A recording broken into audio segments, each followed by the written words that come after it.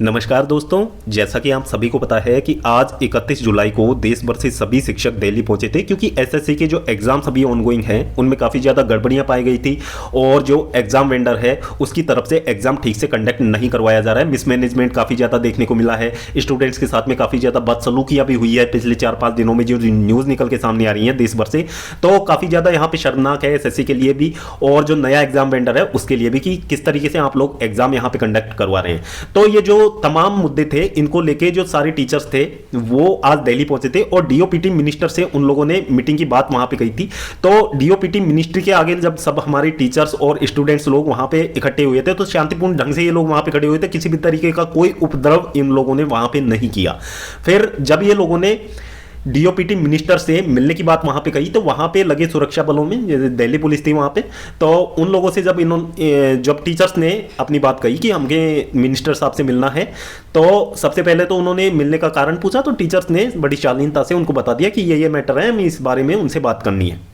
फिर वहां पे ये बातें अंदर तक जाती हैं तो उनको बोल दिया जाता है कि मिनिस्टर यहाँ पे है ही नहीं, ऐसा कह के आप लोग उन्हें भगा दीजिए। इस तरीके के ऑर्डर्स आते हैं अंदर से। तो बाहर पुलिस वाले यही बोलते हैं कि मिनिस्टर साहब है नहीं तो आप लोग यहाँ से जाइए, मिनिस्टर से मीटिंग नहीं हो सकती।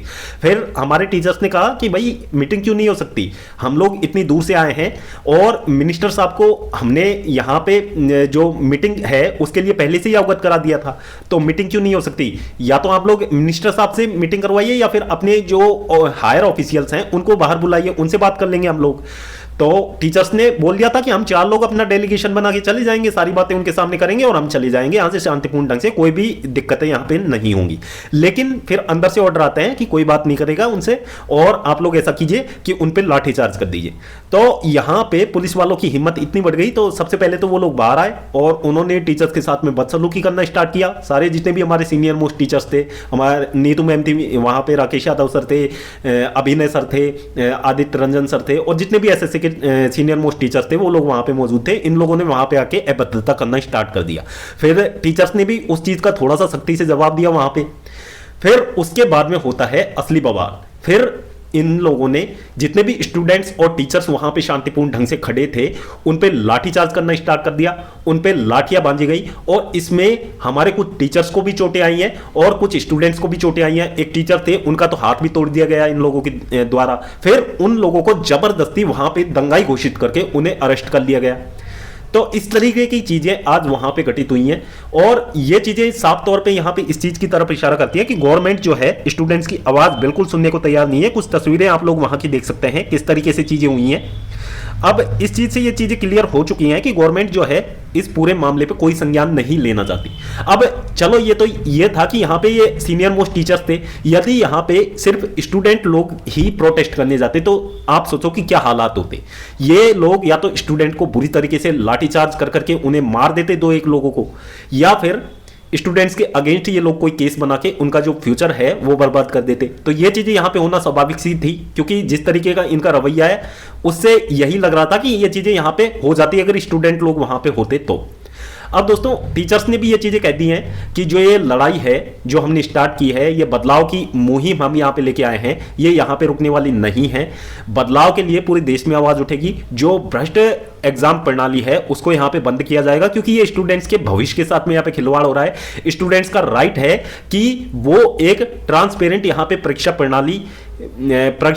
प्रणाली का जो है मांग यहाँ पे गवर्नमेंट से कर सकते हैं। ये स्टूडेंट्स का अधिकार है। टीचर्स ने यही बात यहाँ पे कही है।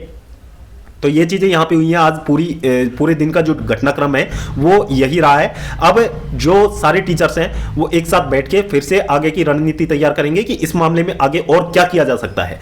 उसके बाद में ही पता लग पाएगा कि आगे यहाँ पे क्या चीजें होंगी, क्योंकि यदि एडुकेटी ही आगे की जो एग्जाम्स हैं एसएससी की वो कंडक्ट करवाता है तो दोस्तों ये चीज आप मान के चलिए कि एसएससी में भले ही आपकी सीटें कितनी भी आ जाएं, आपकी जो सीटें हैं वो वेस्ट होने ही वाली हैं। क्योंकि यहाँ पे ट्रांसपेरेंट ढंग से जब एग्जाम ही नहीं होगी तो सिलेक्शन कहां से ट्रांसपेरेंट हो जाएंगे।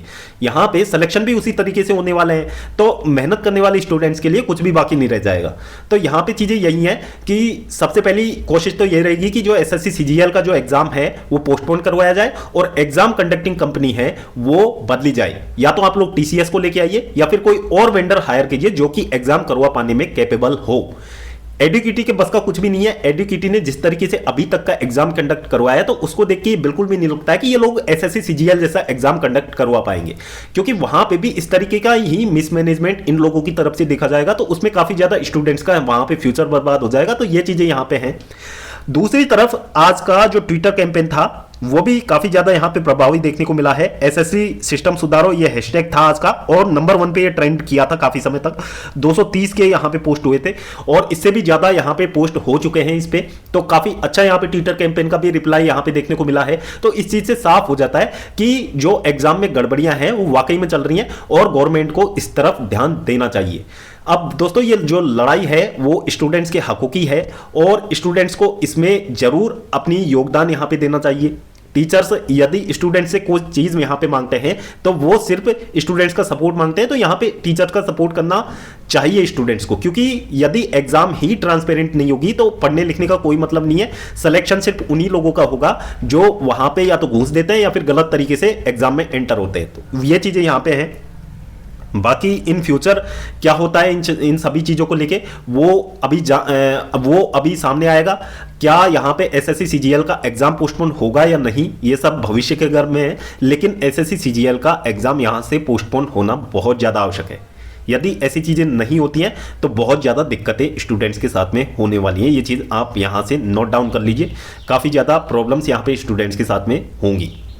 तो दोस्तों होपफुली वीडियो आपको इन्फॉर्मेटिव लगा होगा। तो दोस्तों वीडियो को आप लोग ज़्यादा से ज़्यादा शेयर कीजिए। तो इस वीडियो में अभी तक के लिए बस इतना ही है, और जैसे ही कोई लेटेस्ट अपडेट आप लोगों के लिए निकल के सामने आती है तो उसकी जानकारी भी आपको हमारे चैनल के माध्यम से मिल जाएगी। तो दोस्तों इस वीडियो में फिलहाल इतना ही। जल्द मिलते हैं एक और नई सरकारी भर्ती की लेटेस्ट और ऑथेंटिक अपडेट के साथ। तब तक के लिए स्वस्थ रहें, तंदुरुस्त रहें और अपनी फ्यूचर एग्जाम्स की प्रिपरेशंस को जारी रखें।